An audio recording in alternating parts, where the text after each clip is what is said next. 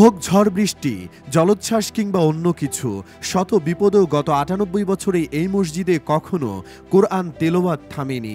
রাত দিন ২৪ ঘন্টায় এখানে সুমধুর কণ্ঠে কোরআনের আয়াত ধ্বনিত হয়। কর্তৃপক্ষের নিযুক্ত ৫ জন কারি প্রতি ২ ঘন্টা পর পর এই মসজিদে ধারাবাহিকভাবে কোরআন তেলাওয়াত করে থাকেন। ৭০০ বছরের পুরনো এই মসজিদটিতে ১৯২৯ সাল থেকে নিয়মতান্ত্রিকভাবে এই রীতিটি চলে আসছে। টাঙ্গাইলের ধনবাড়ী উপজেলার বিস্ময় জাগানিয়া এ মসজিদের নাম সৈয়দ নওয়াব আলী চৌধুরী জামে মসজিদ। কোরআনের আয়াতের সুমধুর সুর মূলত একটি কবরের চারপাশে প্রতিনিয়ত ধ্বনিত হয়। কবরটি টাঙ্গাইলের ধনবাড়ীর নবাব সৈয়দ নওয়াব আলী চৌধুরীর। ১৯২৯ সালের ১৭ এপ্রিল ৬৫ বছর বয়সে তিনি পরলোক গমন করলে নিজ বাড়ির মসজিদ চত্বরে তাকে সমাহিত করা হয়। সে সময় থেকেই তার কবরের পাশে বসে এই তেলাওয়াত চলছে।